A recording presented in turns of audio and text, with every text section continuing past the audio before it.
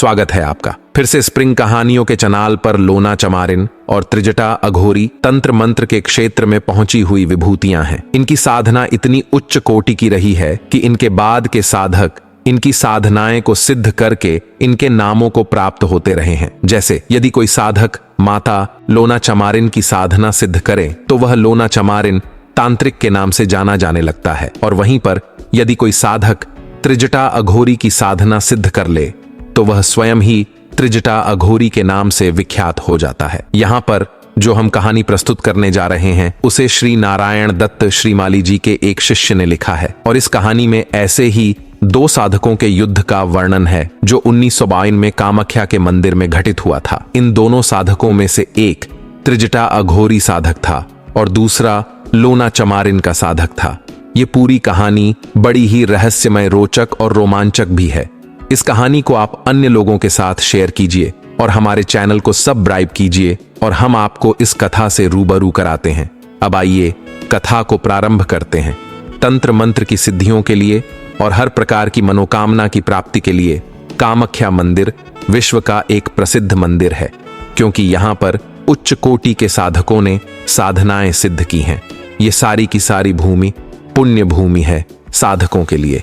तो यह तीर्थ स्थली है जो साधक हैं उन्हें अपने जीवन में एक बार तो कम से कम इस कामाख्या मंदिर में जाना ही चाहिए। तभी उन्हें अनुभव होगा कि पुण्य भूमि का तात्पर्य क्या होता है। उस स्थान का कुछ ऐसा ही महत्व है कि व्यक्ति स्वयं ही साधना में रत हो जाता है।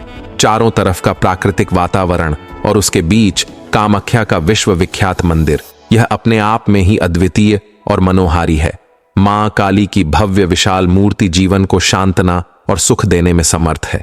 उनके लपलपाती निकलती हुई जीव पूरे विश्व के दुख और न्याय को ले लेने के लिए उद्यत है। गले में पड़ी हुई नरमुंड की माला जीवन की निसार आता को उद्घोष करती है, और इससे बढ़कर मां काली का संपूर्ण विग्रह आंखों को संतोष और हृदय को सुख देने में समर्थ है। यह मंदिर अत्यंत प्राचीन है। कहते हैं कि जब भगवान शिव की अर्धांगिनी सती अपने पिता दक्ष के व्यवहार से अपमानित होकर यज्ञ के कुंड में कूद पड़ी, तब क्रोधित अवस्था में भगवान शिव ने उनकी लाश को अपने कंधे पर उठाकर पूरे विश्व का भ्रमण किया था। भगवान शिव इस कृत्य से इतने क्रोधित हुए कि उनकी आंखों से निकलती हुई चिंगारियां पूरे वन प्रांतर को जलाकर खाक कर रही थीं। उन्हें कहीं पर भी संतोष नहीं मिल रहा था। इसी कामाख्या मंदिर के स्थान पर आकर माता सती की योनि गिरी थी, और तभी से यह विश्व का श्रेष्ठतम शक्तिपीठ बन गया। सबसे पहले भगवान शिव ने इस स्थान पर बैठकर उच्च कोटि की तांत्रिक साधनाएं संपन्न की और कहा कि आज से यह स्थान स्वयं ही सिद्ध स्थान है। जो भी साधक यहाँ साधनाएं करेगा उसे निश्चित रूप से सफलता मिलेगी। उनके शब्द कुछ ऐसे थे कि पूरे संसार में कहीं पर भी बैठने से और साधना करने से भी यदि सफलता नहीं मिल रही हो तो वह साधक इस स्थान पर बैठकर साधना संपन्न करें, उसे निश्चित रूप से सफलता मिल जाएगी। कालांतर में इसी स्थान पर मत्स्येंद्रनाथ और गुरु गोरखनाथ ने भी साधनाएं संपन्न की। जिस स्थान पर भगवान शिव बैठे थे वहीं सप्तमुंड आश्रम कहलाया, और ठीक इसी स्थान पर बैठकर गुरु गोरखनाथ ने अपनी साधनाएं के द्वारा अलौकिक सिद्धियां प्राप्त की। आगे चलकर त्रिजटा अघोरी ने भी 6 वर्ष तक इसी स्थान पर बैठकर पुण्य सिद्धियों को प्राप्त किया, जो अपने आप में दुर्लभ और अलौकिक कहलाती हैं। साथ ही माता लोना चमारिन ने भी कामाख्या मंदिर में ही अपनी सिद्धियां प्राप्त की थीं। भुरभुरा बाबा स्वामी कार्तिकेय विरूपाक्ष, बाबा स्वामी अजगा और कपाली बाबा जैसे विश्व विख्यात योगियों ने भी इसी स्थान पर बैठकर अपनी साधनाएं सिद्ध की थीं। इन्हीं सिद्ध व्यक्तियों में से एक थे स्वामी असंजा आसान। एक ऐसे साधक थे जिन्होंने माता लोना चमारिन को सिद्ध कर रखा था। विदेश के अद्भुत और आश्चर्यजनक सिद्धियों के स्वामी थे। अघोर साधना के क्षेत्र में उनका कोई मुकाबला नहीं था। उच्च कोटि के साधक आज भी अपनी साधना प्रारंभ करने से पूर्व स्वामी असंजा को मन ही मन प्रणाम करके साधना प्रारंभ करते हैं। कहा जाता है कि वे क्रोधी भी थे, लेकिन साथ ही बड़े सहज योगी भी थे। स्वामी जी का सहयोग और आशीर्वाद प्राप्त करके ही अनेक साधनाएं सिद्ध हो जाती हैं। उनका शरीर बड़ा ही लंबा चौड़ा था, वक्ष स्थल विशाल था और लंबी जटाओं के स्वामी थे। असंजा उनके व्यक्तित्व के सामने सिर स्वतः ही झुक जाता है। साधना और सिद्धियों के क्षेत्र में स्वामी आसान महारथी हैं। उन्होंने अपने प्रयत्नों से और अपने परिश्रम के बल पर अलौकिक सिद्धियां प्राप्त कर ली हैं। और उन्होंने कई कृत को भी सिद्ध कर रखा है जिसके माध्यम से पूरे विश्व में टहलका मचाया जा सकता है। नारायण दत्त श्रीमाली जी के शिष्य लिखते हैं कि मुझे उनसे मिलने का अवसर मिला है और उनका दर्शन वास्तव में ही जीवन का पुण्य कहा जाता है। यद्यपि वे अत्यधिक शांत, सरल और सौम्य हैं, परंतु यदि उनके अहम पर चोट की जाती है या उन्हें कोई चुनौती देने की मुद्रा में खड़ा हो जाता है तो वे क्रोध के साक्षात विग्रह बन जाते हैं। उस समय उनका चेहरा ही नहीं, अभी तो पूरा शरीर अग्नि में हो जाता है। वे सामने वाले को ध्वंस करने में एक क्षण के लिए भी नहीं हिचकचाते। ऊंचा से ऊंचा साधक और उनके शिष्य भी उनके स्वरूप से और प्रभाव से परिचित हैं और इसीलिए उनसे बात करते हुए डरते हैं। उनका रुख और प्रसन्न मुख मुद्रा देखकर ही उनसे बात करने का वे सब साहस जुटा पाते हैं। कहा जाता है कि असजाद क्रोध का ही दूसरा नाम है। साल था 1952 का। अप्रैल का महीना चल रहा था। स्वामी असंजा इसी सप्तमुंडी स्थान पर बैठकर 9 कृत्या को सिद्ध करना चाहते थे, जो कि अपने आप में दुष्कर और कठिन साधना कही जाती है। यह एक ऐसी साधना है जिसे सिद्ध कर लेने पर व्यक्ति विश्व का अजय साधक बन जाता है, परंतु यदि पूरे साधना काल में कोई त्रुटि रह जाए तो वह स्वयं ही जलकर राख हो जाता है। ऐसी कठिन साधना को संपन्न करने के लिए यह काफी हिम्मत और हौसले की जरूरत होती है। इस साधना को सिद्ध करने के लिए स्वामी जी ने इस महत्वपूर्ण स्थान को चुना जिससे कि वे अपने उद्देश्य में सफलता प्राप्त कर सके। स्वामी असान का मक्ष मंदिर में पहुंचे और मां काली के सामने खड़े होते ही उनका सारा शरीर रोमांचित और भाव विबल हो उठा। उनके मुंह से अनायास ही मां काली की स्तुति निकल पड़ी और बोलते बोलते ही काली विग्रह के सामने उनका ध्यान लग गया। वे कितने समय तक ध्यानस्थ रहे इसका उन्हें होश नहीं रहा। उनकी चैतन्य अवस्था पुनः जब प्राप्त हुई तब उन्हें लगा कि महाकाली कह रही हैं कि वत्स, जिस उद्देश्य से और जिस साधना के निमित्त तुम आए हो वह साधना प्रारंभ करो, तुम्हें अवश्य ही सफलता मिलेगी। कुछ पल वहां बैठने के बाद स्वामी असंजा सप्तमुंडी स्थान पर आ गए जहां पर उन्हें आने वाले दिनों में साधना संपन्न करनी थी। सप्तम स्थान साधना के लिए प्रसिद्ध है। कहते हैं कि इस स्थान पर भगवान शिव ने स्वयं बैठकर त्रैलोक्य विजय की साधना संपन्न की थी। इसके बाद उच्च कोटि के साध ऋषियों ने भी इस स्थान का महत्व अनुभव किया था। कालांतर में शंकराचार्य ने इसी सप्तम शिला पर बैठकर विश्व प्रसिद्ध काली स्तोत्र की रचना की थी और स्तोत्र पूरा होते होते भगवती महाकाली ने स्वयं वहां उपस्थित होकर शंकराचार्य को अपने हाथों से भोजन कराया था। इसी स्थान पर बाद में गुरु गोरखनाथ ने आश्रम स्थापना की और तभी से यह स्थान सप्तमुंडी आश्रम कहलाने लगा। कहा जाता है कि यहाँ पर सप्त मुंडों की बलि दी गई थी। कुछ लोगों की धारणा के अनुसार यहाँ पर एक बार मंत्र उच्चारण करने पर 7 प्रतिध्वनि या स्वतः ही उच्चारित हो जाती हैं। इसीलिए इस स्थान को सप्तमुंडी कहते हैं। जो भी हो, पर निश्चित है कि यह स्थान साधना की दृष्टि से अद्वितीय है। इधर असंजा जी ने सप्तमुंडी आश्रम का दर्शन किए और वहीं पर अपनी साधना प्रारंभ करने का विचार करके अपने शिष्यों के साथ अपने आश्रम में वापस लौट आए और उधर कपाल स्वामी भी इसी जगह पर आ पहुंचे। वे भी यहीं पर साधना करना चाहते थे। कपाल स्वामी भी इस देश के महान योगी और तंत्र साधना हो के अधिकारी साधक थे। लगभग 150 वर्षों से भी ज्यादा आयु प्राप्त करने के बावजूद वे चीर यवन दिखाई देते थे। उनके चेहरे पर एक अपूर्व आभा और तेज प्रतिक्षण अनुभव होता था। वे साधना के क्षेत्र में त्रिजटा अघोरी साधना संपन्न कर चुके थे। कपाल स्वामी भी अत्याधिक क्रोधी थे।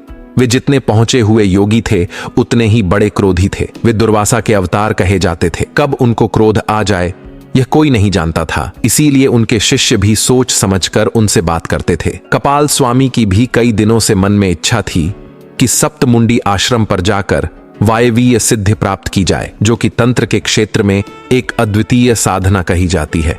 और वे अपने 3-4 शिष्यों के साथ कामका मंदिर की तरफ चले आए। सबसे पहले वे मां काली के सिंह द्वार पर पहुंचे और खड़े ही कात्यायनी प्रयोग से उन्होंने मां काली का स्तवन किया। दाहिने अंगूठे को चीर कर टपकती हुई रक्त की बूंदों से उनका अभिषेक किया। स्तवन अभिषेक के बाद शंकराचार्य द्वारा लिखी गई काल स्तुति संपन्न कर प्रतिज्ञा की, मां, मैं आपके ही सानिध्य में कल प्रातः काल से सप्तमुंडी आश्रम पर वायवीय साधना प्रारंभ कर रहा हूं और तब तक मैं अपने स्थान से उठूंगा ही नहीं जब तक कि मुझे पूर्ण सिद्धि और सफलता नहीं मिल जाएगी। काली मंदिर से बाहर निकलकर कपाल स्वामी सप्तमुंडी आश्रम की ओर आए और उन्होंने वहां पर आकर प्रतिज्ञा की कि मैं अगले दिन से यहां पर साधना प्रारंभ करूंगा, क्योंकि अगले दिन शुभ मुहूर्त था। उसी शुभ मुहूर्त में स्वामी असान भी अपनी साधना प्रारंभ करने की प्रतिज्ञा कर चुके थे। कपाल स्वामी ऐसी प्रतिज्ञा करके वापस अपने आश्रम चले गए और अगले दिन जब अपने शिष्यों के साथ वे वहां पर पहुंचे तो उन्होंने देखा कि सप्तमुंडी आश्रम की पवित्र पत्र दिव्य सप्तमुंडी शिला पर कोई और योगी तांत्रिक बैठा हुआ है और उसके 3-4 शिष्य भी उसके आसपास खड़े परस्पर वार्तालाप में संलग्न हैं। यहां पर आश्रम होने पर भी आश्रम जैसा वातावरण नहीं है। अभी तो एक अत्यंत विशाल समतल शिला है जो घनी लताओं और बेलों से आच्छादित है। चारों तरफ हरी भरी वनस्पति और विभिन्न प्रकार के पेड़ों से घिरी हुई यह शिला एक आश्रम का ही रूप धारण करती है। इसी शिला पर भगवान शिव, शंकराचार्य, गोरखनाथ आदि साधकों ने बैठकर अपनी साधनाएं संपन्न की थीं। कहा जाता है कि इस शिला पर एक बार में एक व्यक्ति ही साधना संपन्न कर सकता है। शिला के अलावा अन्य स्थान पर बैठने से उतनी सफलता नहीं मिल पाती जितनी की प्राप्त होनी चाहिए। जब कपाल स्वामी ने देखा कि दूसरा योगी शिला पर बैठा हुआ है तो उन्होंने अपने शिष्य से कहलवान स्थान पर निवास कर ले। इस शिला को जल से और फिर मंत्रों से शुद्ध और पवित्र बनाना है, क्योंकि कल से कपाल स्वामी इस पर बैठकर उच्च कोटि की साधना संपन्न करेंगे। कपाल स्वामी ने सोचा कि मेरा नाम लेना ही पर्याप्त होगा। जो सामने बैठा हुआ तांत्रिक है वह अन्य स्थान पर चला जाएगा। जब कपाल स्वामी के शिष्य ने यह बात शिला पर बैठे हुए असंजानंद को सुनाई तो संजान ने नम्रता से जवाब दिया, मैं स्वयं इस शिला पर बैठकर साधना संपन्न करने का विचार रखता हूं और आगे 40 दिनों तक इस शिला पर ही साधना संपन्न करूंगा। इसीलिए तुम अपने गुरु को जाकर कह दो कि वे किसी अन्य स्थान पर जाकर बैठ जाएं, या जब मैं साधना संपन्न कर लूं तब वे इस शिला पर बैठकर साधना कर सकते हैं। पर इससे पूर्व किसी प्रकार से यह संभव नहीं है कि मैं इस स्थान से हट जाऊं और अन्य किसी स्थान पर बैठकर साधना करूं। असान के मुंह से ऐसा उत्तर पाकर वह शिष्य हक्का बक्का रह गया। उसने सोचा कि इस बैठे हुए व्यक्ति को शायद कपाल स्वामी की सिद्धियों के बारे में कोई जानकारी नहीं है, तभी यह ऐसी बात कर रहा है। यदि कपाल स्वामी क्रोधित हो गए तो इस व्यक्ति और इसके पास बैठे हुए शिष्यों का कहीं पता ही नहीं चलेगा। इसीलिए कपाल स्वामी के शिष्य ने एक बार फिर पूछा कि क्या मैं आपका यह उत्तर उन्हें सुना दूं? तो स्वामी असान व्यंग से मुस्कुरा दिए और बोले कि जाकर वही कह देना जो मैंने कहा है। शिष्य ने वापस आकर कपाल स्वामी को वे वाक्य ज्यों के त्यों सुना दिए जो असंजानंद ने कहे थे। यह सब सुनकर कपाल स्वामी की थरियां चढ़ गईं। गुस्से से होंठ फाड़ने लगे, परंतु फिर भी क्रोध को जबरदस्ती नियंत्रित करते हुए अपने प्रधान शिष्य को कहा, तू जाकर उस मूर्ख को भली प्रकार समझा दे कि जिसने यह समाचार कहलवान अभी तो कपाल स्वामी है, जिसने त्रिजटा अघोरी साधना सिद्ध कर रखी है और जिसके चढ़े हुए तेवर देखकर प्रकृति भी एक क्षण के लिए रुककर सोचने लगती है। मैं उसे केवल 3 घंटे का समय देता हूं, किस अवधि में वह शिला को खाली कर अन्यत्र चला जाए, अन्यथा इसके बाद जो कुछ भी घटित होगा उसकी जिम्मेवारी उस पर होगी। मैं नहीं चाहता कि मेरे हाथों से किसी और योगी की मृत्यु हो जाए। कपाल स्वामी का प्रधान शिष्य वरुचि अपने गुरु का संदेश लेकर वहां पर चला गया जहां स्वामी असान बैठे हुए थे और कहा कि आपको शायद पता नहीं है, मैं विश्व प्रसिद्ध दुर्वासा के साक्षात अवतार कपाल स्वामी का शिष्य हूं और वे इसी सप्तम शिला पर बैठकर विश्व की सर्वोच्च साधना संपन्न करना चाहते हैं। मैं आपको नहीं जानता हूं कि आप कौन हैं, परंतु इतना कह देता हूं कि यदि आपके व्यवहार से कपाल स्वामी क्रोधित हो गए तो आपका और आपके शिष्यों का सर्वनाश निश्चित है। उन्होंने आपको कहलवान घंटे के भीतर भीतर इस सप्तमुंडी आश्रम को खाली कर दें, जिससे कि वे साधना प्रारंभ कर सके। 3 घंटे के बाद जो कुछ भी घटित होगा उसकी पूरी जिम्मेवारी आपकी होगी। यह सुनकर अनजान जोरों से अट्टहास कर उठे और बोले, तू अभी छोकरा है और तेरा गुरु कपाल स्वामी मेरे सामने बच्चा ही है। उसे जाकर कह दे कि असंजा अंध को आज्ञा देने वाला ना तो अभी तक पृथ्वी पर पैदा हुआ है और ना आने वाले वर्षों में कोई पैदा होगा। मैं साधना प्रारंभ करने के अवसर पर लड़ाई झगड़ा नहीं करना चाहता। उसको जाकर कह दे कि मैं 40 दिनों की साधना संपन्न करने के लिए कटिबद्ध हूं। प्रतिज्ञाबद्ध हूं। और यह कहते कहते उन्होंने हाथ के झटके से उसे वापस जाने के लिए कह दिया। इतनी बात तो कपाल स्वामी के लिए असह्य थी। कोई उनकी बात को काट दे या उनका विरोध कर दे, यह उनके लिए मृत्यु के समान था। वे उसी क्षण अपने स्थान से उठ खड़े हुए और गोरखनाथ मुंडी अर्थात सप्तमुंडी आश्रम पर जा धमके, जहां असंजा सप्तमुंडी शिला पर अपने शिष्यों के बीच बैठे हुए थे। कपाल स्वामी वहां आते ही बोले कि तू शायद नहीं जानता कि मैं कपाल स्वामी हूं और साधनाओं के बल पर पूरे ब्रह्मांड को नियंत्रित करने की सामर्थ्य रखता हूं। मैं एक गोपनीय साधना संपन्न करने के लिए आया हूं और कल प्रातः ही मैंने मां काली के विग्रह का रक्ता अभिषेक किया है। अच्छा है, तुम इस स्थान से हट जाओ और इस प्रकार की छिछोरी बातें तुम्हारे मुंह से अच्छी नहीं लगती। तुम्हारा हठ बेकार है। असंजानंद ने देखा, सामने एक विचित्र व्यक्तित्व लिए साधु खड़ा है। काला रंग, लंबा चौड़ा हाथी की तरह शरीर, बड़ा सा सिर और ललाट के मध्य में त्रिशूल के आकार का तिलक। इसमें कोई दो राय नहीं कि यह सामने कपाल स्वामी के नाम से तांत्रिक जो खड़ा है वह अवश्य ही बहुत कुछ जानता होगा। और जिस प्रकार के इसके तेवर हैं, इसके अनुसार इसके क्रोध में कुछ ना कुछ बात तो अवश्य है। परंतु इस प्रकार से घुटने टेक देना असंजानंद ने जीवन में कभी सीखा ही नहीं था। उसकी चुनौती के मुख मुद्रा को देखकर उन्होंने जवाब दिया कि तुम कपाल स्वामी हो, ऐसा तुम्हारे शिष्य से पता चला है। परंतु तुम जैसे सैकड़ों कोपाल स्वामियों को मैं अपने जेब में लिए घूमता हूं। तुमने अंगूठे के रक्त से काली का स्तवन अर्चन किया है, परंतु तुम्हारी बलि दी जानी बाकी है। और यदि तुम अपने आप में नियंत्रित नहीं रहे तो ऐसा क्षण भी आ सकता है कि जबकि तुम्हारा भक्ष मां काली स्वीकार करें। असंजानंद की ऐसी बातों को सुनकर कपाल स्वामी का सारा शरीर अंगारे की तरह लाल हो गया। शरीर काला तो था ही, क्रोध के तेज में वह भयानक भी हो उठा। उसी समय वहीं पर खड़े खड़े ही कपाल स्वामी ने हवा में हाथ लहराया और कुछ काली मिर्च तथा पीली सरसों के दाने शून्य में से प्राप्त किए और तीव्र मारण प्रयोग करते हुए वे दाने हवा में उछाल दिए। हवा में उन दानों का उछलना था कि मर्क मंत्र के प्रभाव से एक एक दाना बंदूक की गोली की तरह तीव्र प्रभाव युक्त बन गया और वे सभी दाने असंजानंद के सीने से जा टकराए। यदि कोई दूसरा सामान्य सा तांत्रिक होता तो निश्चित ही उसी क्षण उसकी मृत्यु हो जाती। कोई ताकत उसको बचा नहीं सकती थी। परंतु असंजा ने उस वार को झेल लिया और पलटकर बोले, मैं असंजानंद तुम्हें फिर सावधान करता हूं। किस प्रकार का कृत्य तुम्हारे लिए उचित नहीं है। यदि मैंने पलटकर वार किया तो तुम्हारे शरीर के चिथड़े चिथड़े होकर हवा में उड़ जाएंगे और तुम्हारा कोई अस्तित्व नहीं रहेगा। परंतु कपाल स्वामी कम मानने वाले थे। वित्र जटा अघोरी की साधना सिद्ध कर चुके थे। उन्होंने कृत्या प्रयोग करने का निश्चय किया। यदि मारण प्रयोग से कोई जानकार तांत्रिक नहीं मरे तो फिर कृत्या के प्रयोग से तो सर्वनाश निश्चित है। असंजा भी समझ गए कि सामने खड़ा हुआ यह तांत्रिक अपने तंत्र मध्य में पागल हो रहा है। यदि समय रहते इसे नहीं रोका गया तो यह कुछ भी कर सकता है। तंत्र अनुकूलता के लिए है, प्रहार और दुष्टता के लिए नहीं। यदि कोई नीचता और दुष्टता पर ही उतर आए तो उसको अक्ल देना भी शास्त्र मर्यादा के अनुकूल है। ऐसा मन में सोचकर असंजा अंध विचलित हो गए।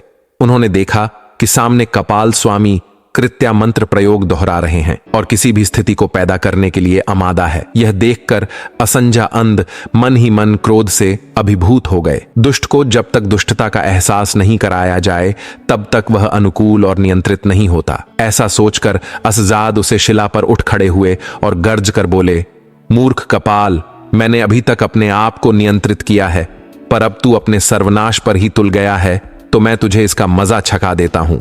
और ऐसा कहकर उन्होंने अपने दोनों हाथ ऊपर उठा लिए।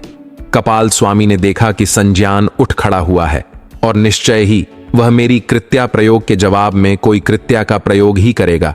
इसीलिए जितना जल्दी हो सके पहले वार कर लेना चाहिए, जिससे कि सामने वाले शत्रु को सोचने या प्रहार करने का अवसर नहीं मिले। आसान कृत्या के उच्च प्रयोग फिलतकाणी कृत्या प्रयोग से संबंधित मंत्र उच्चारित करने लगे। उनके दोनों हाथों में लौंग आ गए थे। उन लंगों के माध्यम से ही यह प्रयोग संपन्न होना था। मंत्र के शब्द सुन सारे शिष्य जो उनके पास खड़े थे भयभीत और विचलित हो गए। पेतकाणी प्रयोग तो अत्यंत तीक्ष्ण और तीव्र होता है। इस प्रयोग से तो सर्वना निश्चित है। मगर जब असंजा अंध जी ने प्रयोग प्रारंभ कर ही दिया है तो अब उन्हें रोक कौन सकता है। उनके पास खड़े शिष्यों ने देखा कि क्रोध के मारे असंजा नंदलाल सुर्ख हो गए हैं और ऐसा लग रहा है कि वे स्वयं साक्षात यमराज के अवतार हैं। कपाल स्वामी ने कृत्या मंत्र संपन्न किया और अपने हाथों में उठे हुए दाने हवा में उछाल दिए, पर तभी असंजानंद ने भी फलत काण कृत्या का प्रयोग संपन्न कर लिया था। और प्रत्युत्तर में जो ही लौंग हवा में उछले कि एक भयानक विस्फोट हुआ और जहां त्रिजटा अघोरी कपाल स्वामी खड़े थे वहां पर एक बम सा विस्फोट हो गया। चारों तरफ चिंगारियां फूट पड़ रही थीं और ऐसा लग रहा था जैसे सैकड़ों बम एक साथ फट गए हों। सामने तीव्र रोशनी और आग के अलावा कुछ भी नहीं दिखाई दे रहा था। जहां पर कपाल स्वामी खड़े थे वहां पर कुछ भी स्पष्ट नहीं था। ऐसा लग रहा था जैसे पृथ्वी और दिशाएं उस प्रहार से थर्रा उठी हैं। पशु पक्षी क्रंदन कर उठे। जिस स्थान पर कपाल स्वामी और शिष्य खड़े थे वह भूमि अग्नि से लाल सुर्ख होकर काली हो गई थी और आसपास की सारी चट्टानें रेत के कणों में परिवर्तित हो गई थीं। जब आधे घंटे के बाद उस स्थान को देखना संभव हुआ तो वहां ना कपाल स्वामी थे ना उनके शिष्य ही। शायद कृत्या प्रयोग की तीव्र अग्नि में वे जलकर राख हो गए या उनके शरीर टुकड़े टुकड़े होकर चारों तरफ बिखर गए। जो कुछ भी घटित हुआ वह अपने आप में अलौकिक और रोमांचकारी था। उस प्रयोग के प्रभाव से पृथ्वी पर जो कंपन हुआ उसका एहसास 20-20 मील दूर गांव के निवासियों तक को हुआ। ऐसा लगा जैसे कोई भूकंप आ गया हो। लगभग 3-4 घंटे बाद स्थिति शांत हुई। तब तक असान उसी चट्टान पर उसी मुद्रा में अडिग खड़े रहे। काफी समय के बाद वे शिला से उतरे और मां काली के मंदिर में जाकर उनके चरणों में लिपट गए। इस घटना के साक्षी बड़े बूढ़े अपने गांव में अपने बच्चों को इनकी कहानियां सुनाया करते थे और वे इन कहानियों को सुनाते समय भी था उठते थे। आज भी उस सप्तमुंडी शिला के सामने ही पृथ्वी का वह भूभाग जला हुआ दिखाई देता है जहां पर कपाल स्वामी और उनके शिष्य खड़े थे। तो मित्रों, यह थी एक ऐसी रोमांचकारी कहानी जो शायद आप में से बहुत कम लोगों ने सुनी जानी होगी। कैसी लगी आपको यह प्रस्तुति? कमेंट बॉक्स में अवश्य बताइएगा। मिलते हैं अगले वीडियो में अगली पेशकश के साथ। तब तक के लिए नमस्कार।